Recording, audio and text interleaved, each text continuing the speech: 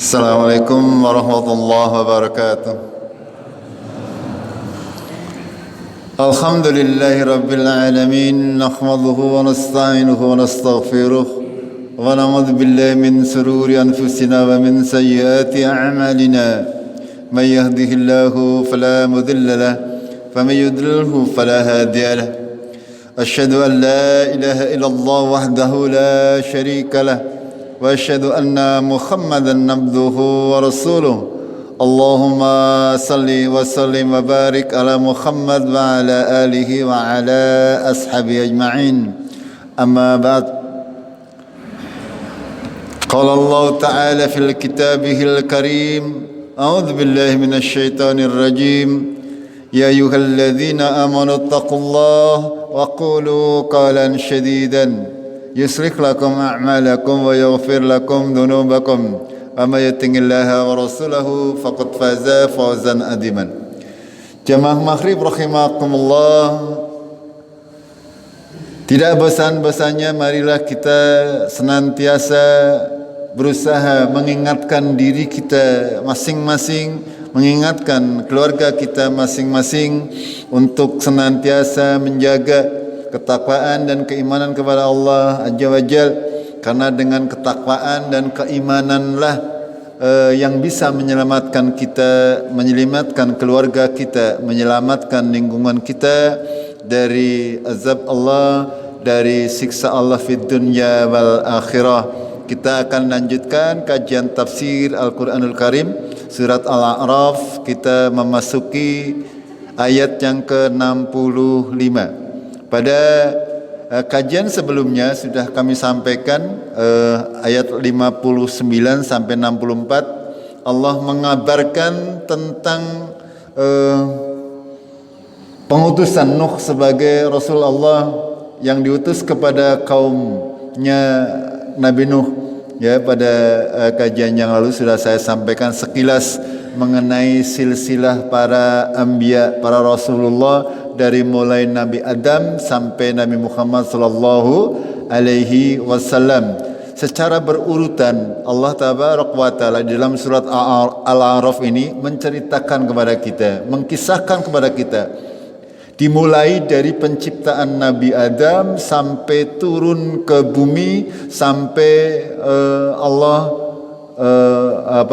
mengutus para rasul kepada manusia-manusia yang terlahir setelah Nabi Adam dan seterusnya sampai kepada Nabi Nuh. Kemarin sudah disampaikan pada ayat yang ke-65 nanti sampai ayat yang ke-72 itu menceritakan, mengabarkan kepada kita tentang kaumnya Nabi Hud. Ya, Allah berfirman, ini sudah kita baca bersama-sama, kita tinggal mempelajari apa makna, apa isinya.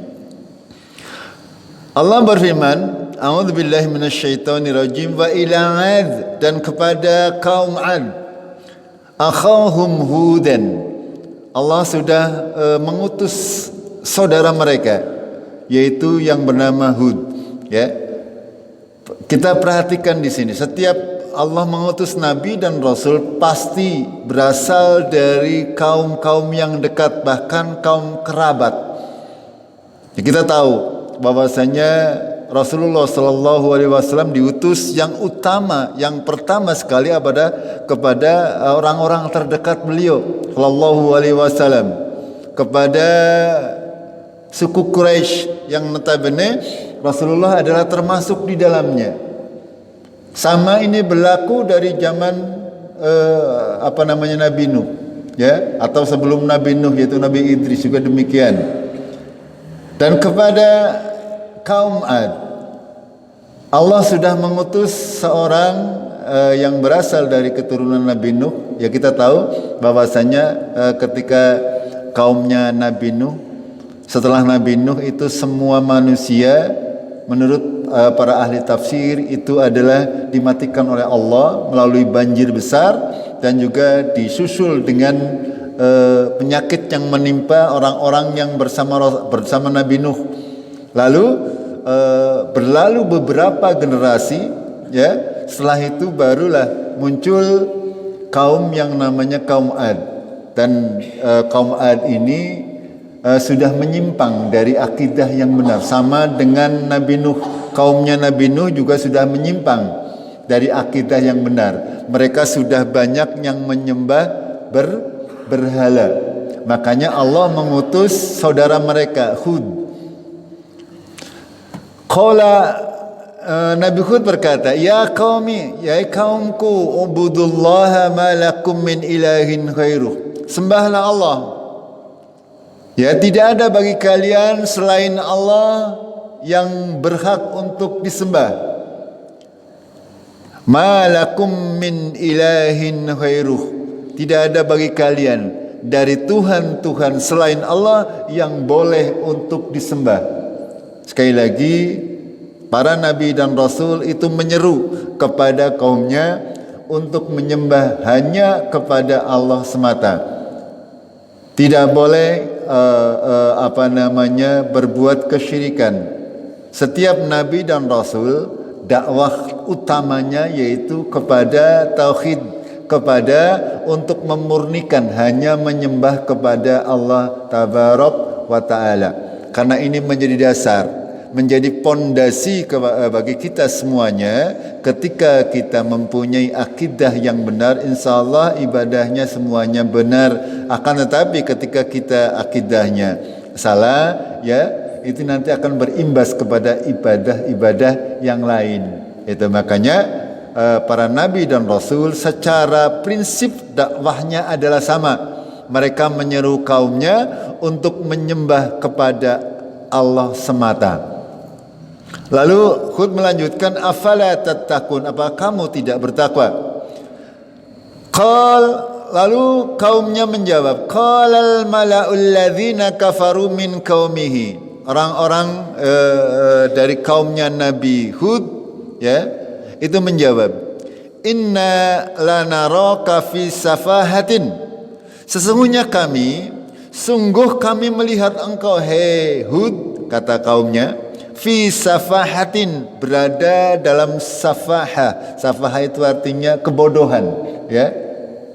Nabi Hud menyeru kepada kaumnya agar menyembah Allah semata, akan tetapi kaumnya tidak terima. Bahkan mereka menganggap bahwasanya Nabi Nuh itu berada dalam kebodohan atau berada dalam kurang akal, atau bahkan yang lebih ekstrim lagi, kebanyakan mereka menganggap bahwa para nabi dan rasul itu sebagai orang-orang gila. Itu secara umum seperti itu. Ya, ketika ada seorang nabi yang diutus menyeru kepada kaumnya untuk menyembah hanya kepada Allah, kaumnya pasti banyakkan menentang. Mereka mengatakan para nabi itu orang gila, ada yang mengatakan orang yang kurang akal, orang bodoh dan sebagainya. Itu salah satunya seperti itu.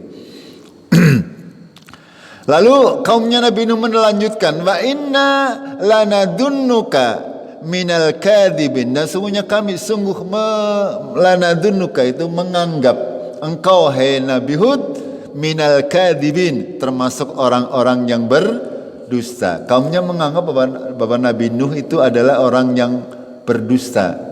Itu.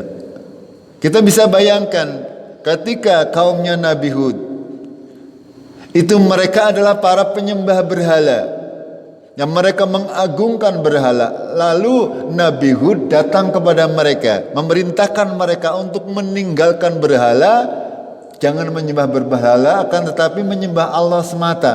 Sudah barang tentu mereka kaumnya Nabi Hud ini tidak mudah untuk percaya, kecuali orang-orang yang dirahmati oleh Allah. Makanya mereka menjawab demikian, ya. Sesungguhnya aku menganggap kau Hud adalah orang-orang yang bodoh dan juga termasuk orang-orang yang berdusta. Apa jawaban Nabi Hud? Nabi Hud menjawab, ya qaumi, hai kaumku, laisa bi safahatun. Aku tidak termasuk orang-orang bodoh. Saya bukan orang bodoh, saya bukan orang yang kurang akal. Walakinni rasulun mir rabbil alamin. Akan tapi aku adalah rasul dari Tuhan semesta alam. Itu. Ya. Kalau sekarang ada orang mengaku sebagai rasul, kira-kira panjenengan percaya napa mboten? Kalau kita sudah tahu bahwasanya Nabi Muhammad sallallahu alaihi wasallam adalah khataman nabi, penutup para rasul, makanya kalau ada orang sekarang mengaku sebagai rasul, kita tidak boleh beriman, tidak boleh percaya. Akan tetapi kaum Nabi Hud ini berbeda, ya, berbeda. Pada waktu itu masa kenabian belum selesai, sehingga Allah masih banyak menurunkan nabi dan rasul. Ya, salah satunya adalah kepada kaum Ad. Allah mengutus saudara mereka yaitu Hud sebagai rasul. Akan tetapi kaumnya Nabi Nuh tidak mau percaya, bahkan mengatakan bahwa Nabi Nuh adalah orang yang kurang akal dan orang yang pendusta. Gitu. Lalu Nabi Hud melanjutkan, "Uballighukum, aku menyampaikan kepada kalian risalati Rabbi, risalah dari Tuhanku, wa ana lakum nasikhun amin." Dan sesungguhnya aku adalah nasikhun, sebagai pemberi nasihat, amin, lagi dipercaya.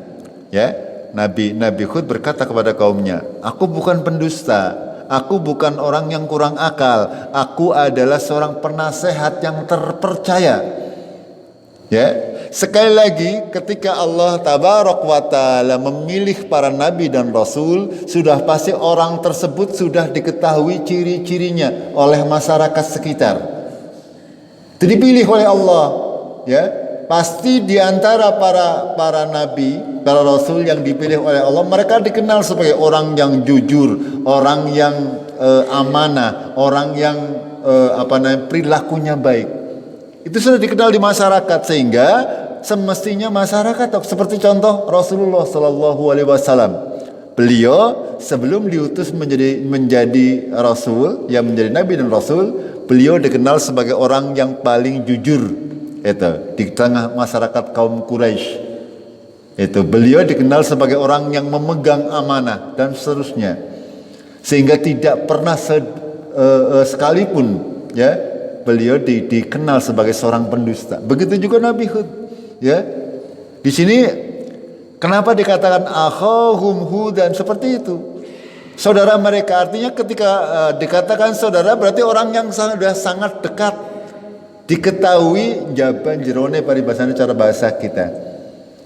Sehingga kalau dikatakan Nabi Hud ini adalah seorang pendusta, ini hanya akal-akalan mereka. Makanya Nabi Nuh menegaskan kembali di sini, wa ana lakum nasikhun amin. Sesungguhnya aku adalah penasehat bagi kalian yang terpercaya.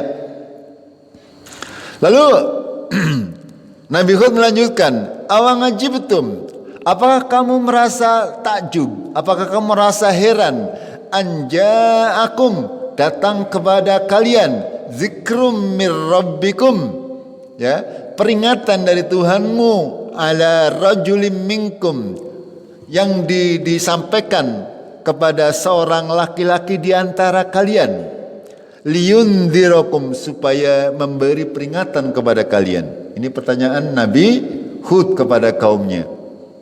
Apakah kamu merasa heran bahwa Allah sudah mengutus saya, cara bahasa kita, bahasa Cikadunya, mengutus saya, ya, seorang lelaki di antara kalian untuk memberi peringatan kepada kalian tentang Allah, tentang surga dan neraka dan semuanya. Atau yang utama adalah memperingatkan kaumnya Nabi Hud untuk apa? Untuk menyembah Allah semata. Wazkuru, kata Nabi Hud, ingatlah, ij'alakum, ketika Allah sudah menjadikan khulafa'a min ba'di qaumi Nuh, kamu hai Ad, ya, kepada kaumnya Nabi Hud itu dikatakan, ingatlah ketika Allah sudah menjadikan kamu ini sebagai khulafa. Khulafa itu sebagai pengganti min ba'di qaumi Nuh, sesudah kaumnya Nuh, ya, Nabi Nuh dan kaumnya sudah gampangannya sudah dimatikan oleh Allah, tinggal dari keturunan Nabi Nuh yang hidup lalu berkembang biak, ya, sesuai dengan waktu yang ditentukan oleh Allah. Lalu Allah menjadikan kaumnya Nabi Hud ini sebagai orang-orang yang berkuasa di muka bumi. Makanya Nabi Hud mengingatkan kaumnya, wadhkuru id ja'alakum khulafa'a min ba'di qaumi Nuh wa zadakum fil khalqi bastah. Apa maksudnya? Allah menambahkan pada kalian fi khalqi, dalam penciptaannya, bastah. Artinya kaumnya Nabi Hud ini oleh Allah dijadikan besar-besar, ya, perkasa, kuat dan sebagainya, ya. Itu maksudnya. Diminta kaumnya Nabi Hud ini diminta oleh Nabi Hud untuk mengingat bahwasanya Allah lah yang sudah menjadikan kalian sebagai khalifah di bumi sesudah kaumnya Nabi Nuh, lalu menjadikan kamu orang-orang yang diberi kelebihan fisik, ya. Di sini wazadakum fil khalqi bastah, yaitu Allah menjadikan kaum Ad ini menjadi orang-orang yang dilebihkan oleh Allah secara fisik, ya, secara kekuatan mereka dijadikan oleh Allah lebih daripada kaum-kaum yang terdahulu. Fadhkuru, maka ingatlah, ala Allahi la'allakum tuflihun, akan nikmat-nikmat Allah agar supaya kalian beruntung. Itu peringatan atau dakwah yang disampaikan kepada Ad, yaitu kaumnya Nabi Nuh oleh Hud, ya, disampaikan seperti itu. Kalian ini sudah dijadikan oleh Allah sebagai pengganti kaumnya Nabi Nuh. Allah sudah menambah dalam penciptaannya. Kalian dijadikan oleh Allah sebagai manusia-manusia yang kuat, manusia-manusia yang dilebihkan secara fisik, tinggi, besar, ya, dan sebagainya. Gitu. Nabi Hud mengingatkan kaumnya agar supaya kaumnya ini senantiasa bersyukur atas nikmat-nikmat yang sudah diberikan oleh Allah kepada mereka. Fadhkuru ala Allahi la'allakum tuflihun, agar supaya kalian beruntung. Ya, dari kisah atau dari firman-firman Allah ini dapat kita ambil pelajaran bahwasanya apapun yang sampai kepada kita, apapun yang diberikan oleh Allah kepada kita, kita semestinya harus senantiasa mensyukurinya, agar supaya kita senantiasa ingat kepada Allah bahwasanya apapun yang diberikan kepada kita harus kita syukuri, ya, jangan sampai kita kufur. Apapun juga, panjenengan yang diberi kelebihan rezeki harus bersyukur. Syukurnya dengan apa? Dengan menginfakkan sebagian hartanya. Panjenengan yang diberi kelebihan misalnya dalam ilmu, ya, atau dalam hal yang lain, itu harus senantiasa bersyukur dengan cara mengingat akan nikmat-nikmat Allah yang sudah diberikan kepada kita. Akan tetapi qadarullah, jawaban kaumnya, mereka tetap tidak mau beriman kepada Hud. Qalu, mereka menjawab, ajitana, apakah kamu datang kepada kami, lina'budallahu wahdah, supaya kami menyembah hanya kepada Allah, wa nadhara ma kana ya'budu abauna, dan kami meninggalkan apa yang sudah disembah oleh bapak-bapak kami. Ya, hei Hud, kaumnya berkata, kaum Nabi Hud berkata, apakah kamu datang supaya kami menyembah Allah saja dan meninggalkan berhala-berhala yang disembah oleh bapak-bapak kami secara turun-temurun? Lalu mereka melanjutkan, fa'tina bima tangiduna in kunta minas sadiqin, maka datangkanlah dengan apa-apa yang kamu janjikan, in kunta minas sadiqin, jika kamu orang-orang yang benar. Setiap rasul, setiap nabi pasti memberikan basyirin, ya, wa nadhiran, basyiran wa nadhiran, memberikan kabar gembira sekaligus juga peringatan. Setiap nabi dan rasul pasti seperti itu, termasuk juga Nabi Hud. Di samping memerintah kepada Allah, kepada kaumnya untuk menyembah kepada Allah, juga memberikan peringatan peringatan kepada kaumnya. Kalau kaumnya tidak menuruti perintah Allah, pasti akan didatangkan azab. Akan tetapi kaumnya tidak takut, malah apa? Falah nantang paribasane. Kalimatnya di sini. Fa'tina bima tangiduna ing kunta minas sadiqin. Angger kowong bener, angger jereng sing ora iman kok arep diazab, jajal teka kena azab. Kayak ngapa sih rasane? Itu gampangannya seperti itu. Cara kita orang Cigado. Lalu apa jawaban Nabi Hud? Qal qad waqa'a 'alaikum mir rabbikum rijsun wa ghadab. Dan sungguh telah menimpa kepada kalian dari Tuhanmu rijsun wa ghadab. Rijsun itu apa namanya? Rijs, yaitu najis dalam bahasa kita. Ghadab adalah kemurkaan, ya. Jadi kaumnya Nabi Hud sudah dimurkai oleh Allah tabaraka wa taala. Itu karena apa namanya? Perkataan mereka, fa'tina bima tangiduna in kunta minas sadiqin. Ya karena kaumnya Nabi Hud menjawab dengan tantangan seperti itu, maka Nabi Hud mengatakan dengan sebab seperti itu maka dia dikatakan qad waqa'a 'alaikum mir rabbikum rijsun wa ghadab.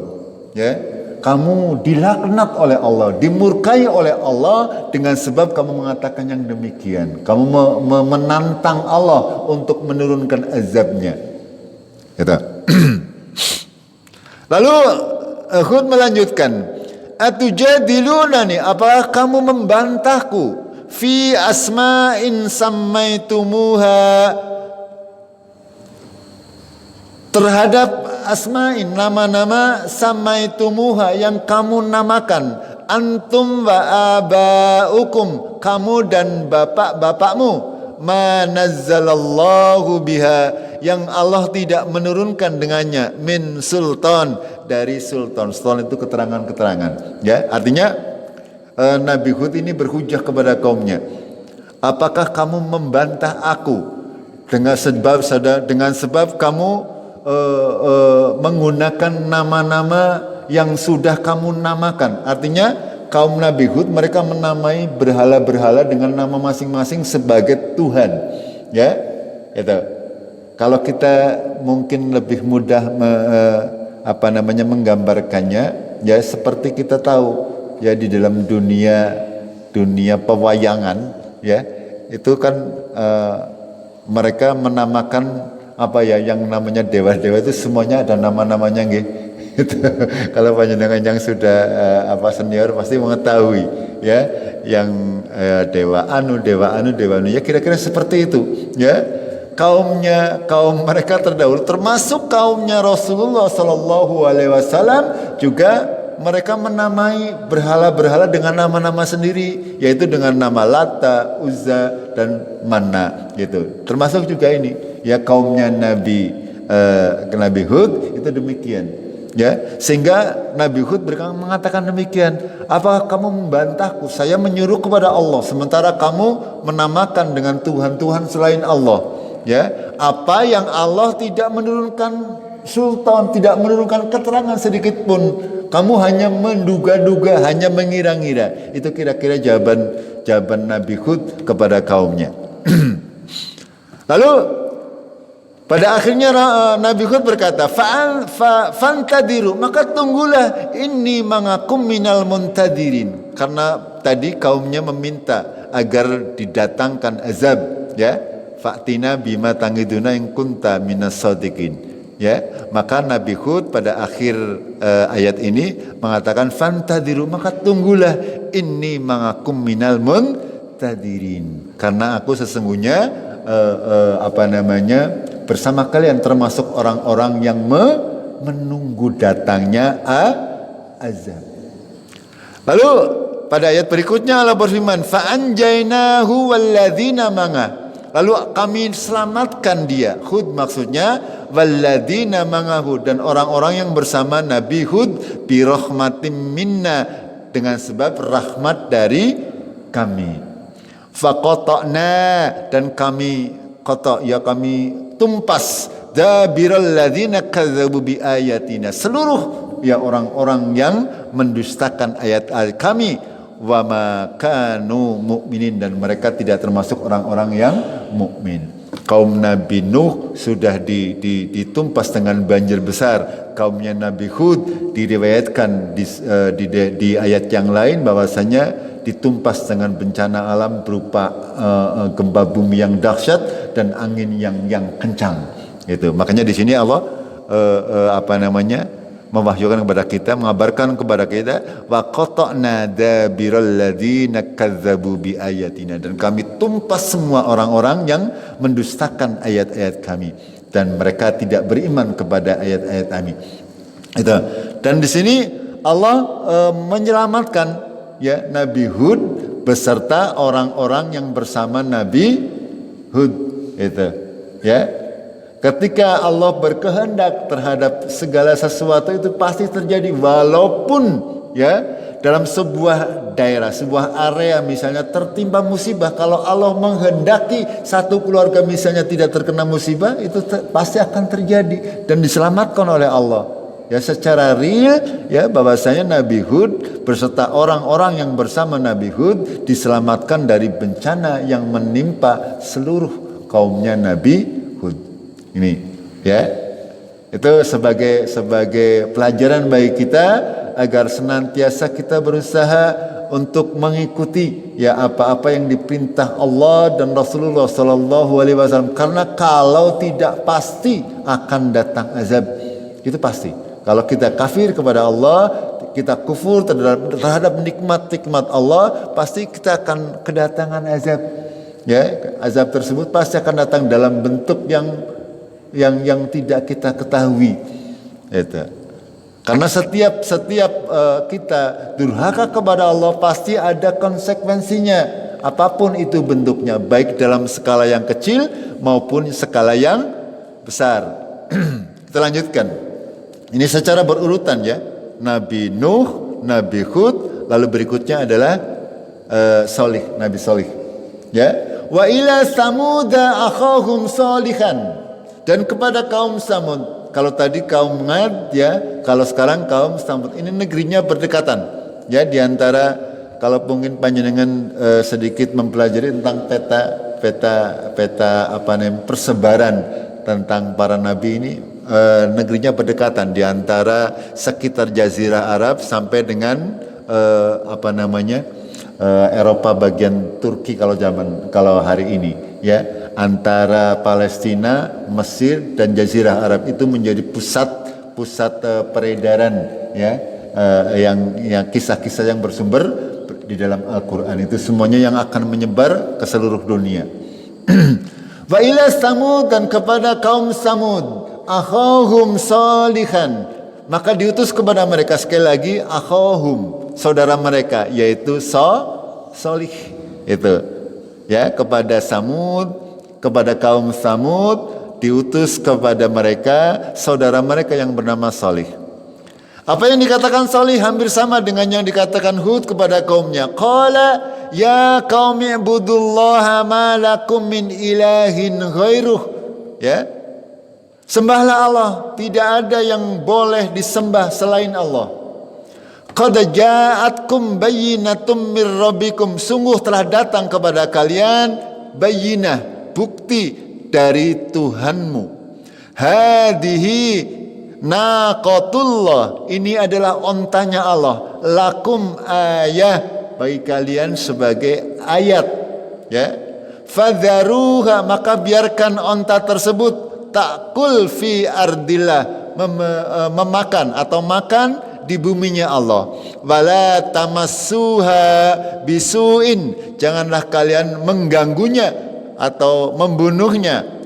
Fayakhudakum adzabun alim, kalau kalian mengganggu onta tersebut maka kamu akan didatangi atau akan mendapatkan azab yang pedih.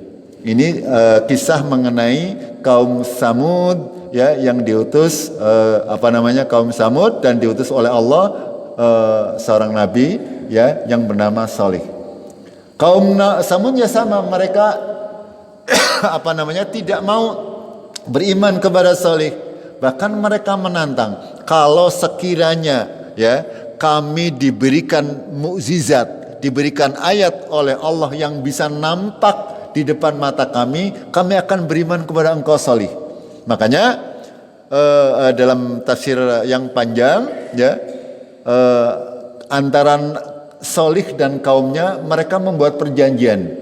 Ya, kaumnya Nabi Soleh itu meminta dikeluarkan dari sebuah batu adalah sebuah onta betina yang sedang mengandung. Itu permintaan kaumnya Nabi Soleh atau kaum Samud.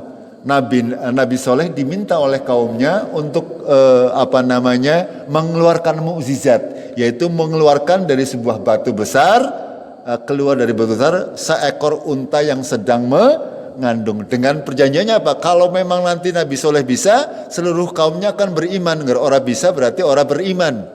Itu seperti itu. Ya. Nah, singkat cerita, Nabi Soleh ini salat ya di tempat tersebut. Lah ketika selesai salat memohon kepada Allah, Allah mengabulkan ya doa Nabi Soleh. Keluarlah dari batu tersebut terbelah, ya, lalu keluar muncul seekor unta yang besar yang sedang mengandung. Itu cerita sejarah Nabi Soleh. Ini bukan dongeng, gitu. Sekali lagi, ini bukan dongeng, ini adalah sejarah peradaban umat manusia. Ya, di dalam surat Wasyamsi di akhir hayat, ya, itu juga diceritakan tentang Nabi Soleh di akhir ayat. Bagaimana bunyinya? Ada yang masih ingat? Surat Wasyamsi wadduhaha, akhir ayat bagaimana? Fadamdama alaihim rabbuhum bidzambihim fasawwaha, itu ya, Allah sudah mengazab kaumnya Nabi Soleh. Karena apa? Di dalam dibuat perjanjian oleh Nabi Soleh, ya, bahwasanya ketika unta tersebut keluar, ya, diciptakan oleh Allah secara langsung, terbelah dari batu tersebut, lalu Nabi Soleh dan kaumnya membuat perjanjian. Ada sumber mata air di situ. Satu hari itu diperuntukkan untuk onta dan anaknya, satu hari diperuntukkan untuk kaumnya Nabi Soleh. Itu ada pergiliran seperti itu, yaitu atas perintah Allah. Lalu karena kerakusan mereka, sehingga mereka membuat tipu daya, ya. Mereka berembuk untuk membunuh untanya yang diciptakan oleh Allah sebagai ayat. Ya, mereka pada akhirnya membunuh unta tersebut karena mereka mau menguasai sumber air yang ada di negeri tersebut. Pada akhirnya, ya, karena itu unta memang sudah dijanjikan oleh Allah tidak boleh dibunuh, tidak boleh diganggu, dan dibiarkan ketika jatahnya minum air, itu unta tidak boleh diganggu gugat. Akan tapi kaumnya Nabi Soleh karena tidak percaya dengan Nabi Soleh, akhirnya mereka tetap membunuh unta tersebut. Ya, setelah unta tersebut dibunuh, datanglah azab Allah tabarok wa taala. Kita lanjutkan dulu. Secara garis besar kisahnya adalah seperti itu. Kita lanjutkan. Wadhkuru, ingatlah, ija'alakum, ketika Allah menjadikan kamu khulafa'a min ba'di 'ad, ya, sebagai pengganti sesudah kaum Ad yang tadi yang disebutkan oleh Allah dalam ayat sebelumnya. Ya, setelah Nabi Nuh, kaumnya Nabi Nuh diganti dengan kaumnya Nabi Hud, yaitu kaum Ad. Setelah kaum Ad itu punah, berganti generasi, lalu muncullah kaum Samud. Ini. Wa bawwa'akum fil ardi tattakhiduna min suhuliha kusuron, ya. Allah menjadikan kaum Samud ini, menurut para ahli tafsir, itu berada di Yaman. Yaman itu negara, kalau sekarang negara yang bersebelahan, ya, dengan Arab Saudi. Mereka kaum Samud ini diberi kepandaian oleh Allah tabarok wa taala untuk bisa membuat min suhuliha kusuron, istana-istana di padang pasir. Wa tankhitunal jibala buyutan, dan kaum Samud ini diberi keahlian mereka memahat gunung-gunung menjadi buyutan, menjadi rumah. Ini ya, ketika panjenengan mungkin membaca ada penemuan-penemuan geologi terkait dengan rumah-rumah yang berada di gunung-gunung, ya di gua-gua, itu kemungkinan kalau itu berada di Yaman adalah ini ada peninggalan dari kaum Samud zamannya Nabi Saleh gitu. Dan itu semuanya sudah banyak ditemukan oleh para ahli terkait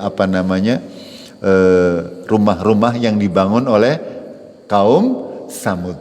Jadi ini semuanya secara sejarah pun bisa dibuktikan gitu. Dan ini semuanya adalah sejarah umat manusia, bukan dongeng sekali lagi. Fadhkuru, maka ingatlah ala Allah wala ta'saw fil ardi mufsidin, ya. Ingatlah akan nikmat-nikmat Allah, janganlah kalian berjalan di muka bumi dengan sebagai orang-orang yang membuat kerusakan. Ini perintah atau dakwah daripada Nabi Soleh kepada Samud, kepada kaum Samud. Ya, intinya mereka diperintah oleh Nabi Soleh untuk menyembah Allah, ya, untuk tidak menyentuhkan dengan Allah, dan diperingati oleh Soleh bahwasanya mereka sudah diberi nikmat yang sangat banyak oleh Allah. Mereka diberi kepandaian untuk membangun istana-istana di padang pasir, dan mereka juga diberi keahlian, ya, untuk membuat rumah-rumah, pahatan rumah-rumah yang berada di gunung-gunung. Ini semuanya dapat kita ambil pelajarannya bahwasanya semuanya keahlian manusia yang sekarang ini kita kuasai, semuanya pada hakikatnya itu semuanya adalah dari Allah Tabarok wa Ta'ala. Orang sekarang misalnya bisa membuat kapal terbang, bisa membuat kapal laut yang sedemikian canggih, bisa membuat segala macam yang ada di dunia sedemikian canggih, itu semuanya adalah karena izin Allah Tabaraka wa Ta'ala. Ini, ya. Akan tetapi sama dengan kaum-kaum terdahulu, begitu juga dengan kaumnya Nabi Soleh. Mereka menjawab, qalal mala'ul ladzina istakbaru min qaumihi, ya. Dan orang-orang yang sombong di antara kaumnya Nabi Soleh, mereka berkata, lil ladzina istudnifu, ya, kepada orang-orang yang lemah. Qadarullah, yang mengikuti Nabi Soleh adalah orang-orang yang golongan bawah. Biasa nggih? Golongan bawah, ngersing pejabat-pejabat kalau ngaji kayak gini bepek nggih. Itu biasa. Ya, ini sunatullah dari zaman dahulu kala. Ya, yang mengikuti dakwah itu biasanya adalah orang-orang lemah. Gitu. Begitu juga dengan kaumnya Nabi Sulaiman, kecuali Nabi Daud dan Sulaiman, ya, kecuali Nabi Daud dan Nabi Sulaiman. Itu karena beliau memang dipilih oleh Allah sebagai nabi, rasul sekaligus raja, sehingga yang mengikuti ya otomatis karena raja anak buahnya ikut semuanya, nggih. Bukan hanya anak buah manusia kalau Nabi Daud dan Nabi Sulaiman, bahkan para jin itu takluk di hadapan Nabi Sulaiman. Sementara Nabi dan Rasul yang lain kebanyakan pengikutnya adalah orang-orang lemah, orang-orang miskin biasa nih. Itu yang mengikuti para Nabi dan Rasul. Itu. Makanya kata Rasulullah, sing arep mlebung surga disit, kowe sing wong sing miskin itu. Jangan sedih ketika panjenengan kok di dunia pas-pasan, ya. Jangan sedih, ya, nanti akan menjadi penghuni surga lebih dahulu daripada orang-orang yang banyak hartanya. Sampai di mana tadi? Lilladzina ini liman amana minhum ata'lamuna anna salihan mursalum mir rabbi, ya. Orang-orang yang sombong, mereka berkata kepada orang-orang yang lemah, yang beriman kepada Nabi Soleh, ya. Apa yang mereka katakan? Ata'lamuna anna salihan mursalum mir rabbih. Apakah kamu tahu?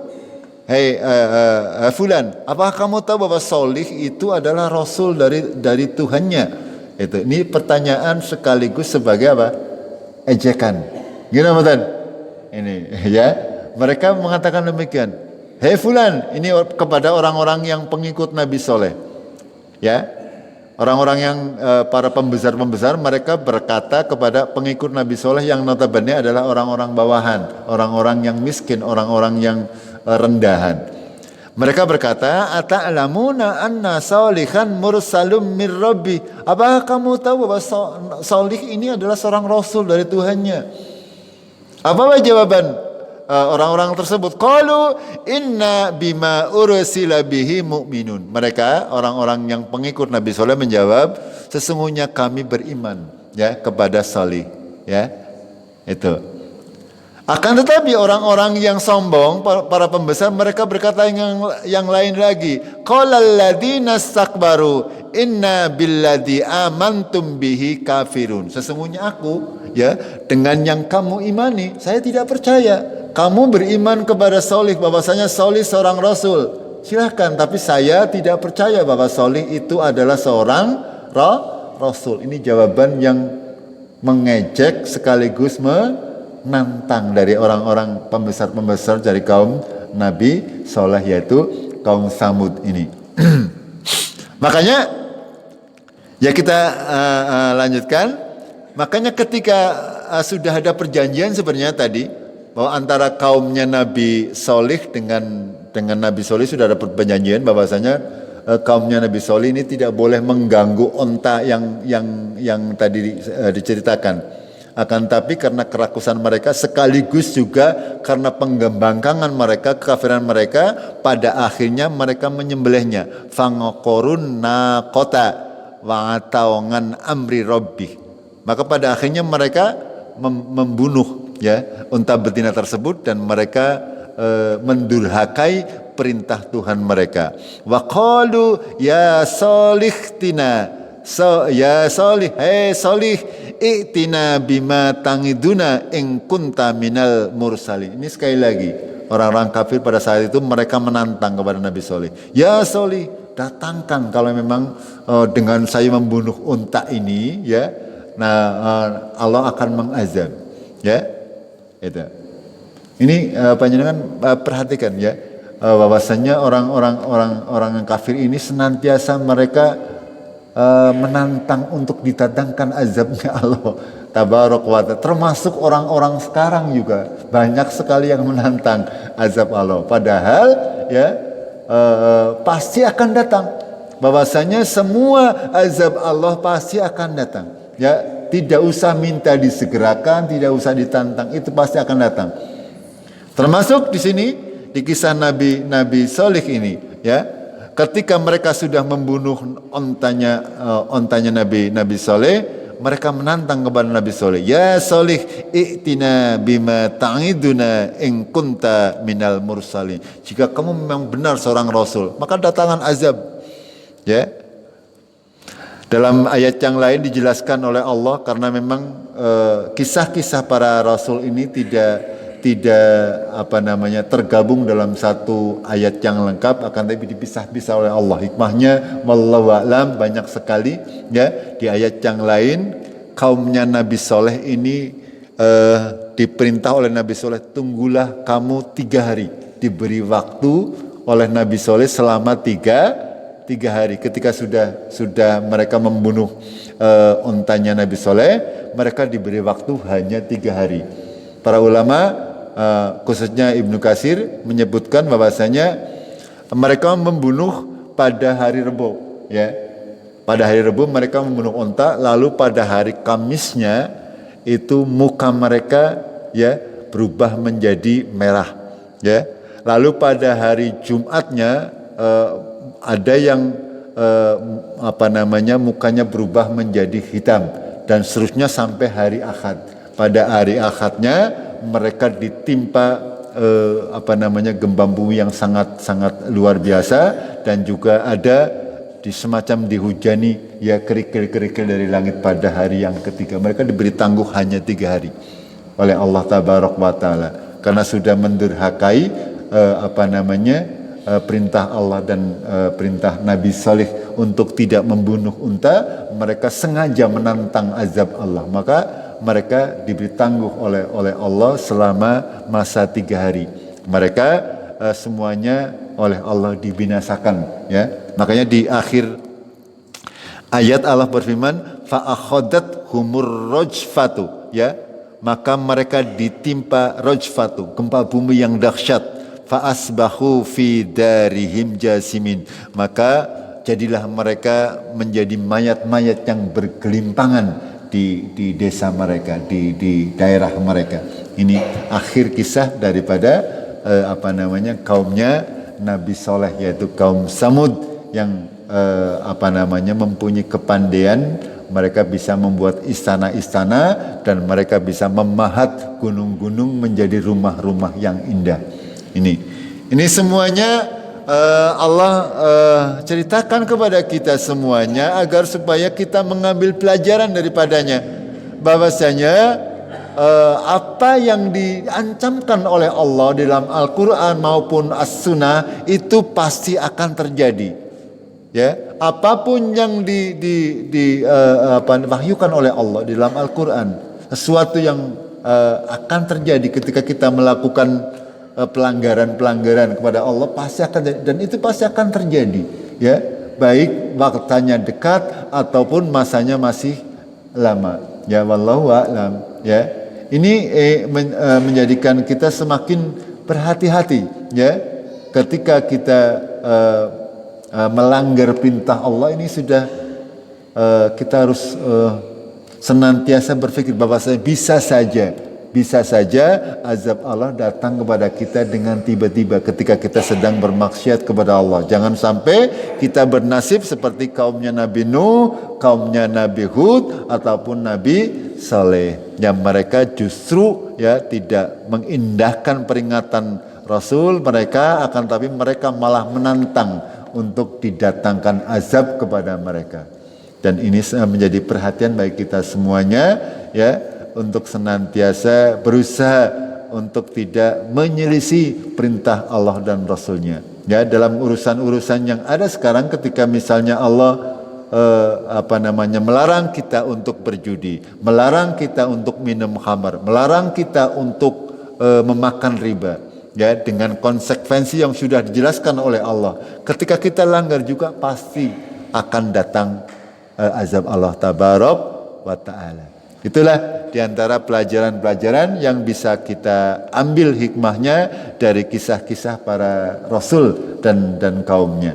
InsyaAllah, ya, dalam beberapa ayat ke depan masih berlanjut ini seringnya sampai Nabi Muhammad Sallallahu Alaihi Wasallam sampai akhir surat Al-A'raf. Ini banyak sekali kisah-kisah para anbiya yang bisa kita jadikan pelajaran, dan harus kita fahami bahwasanya sejarah itu pasti akan berulang, ya.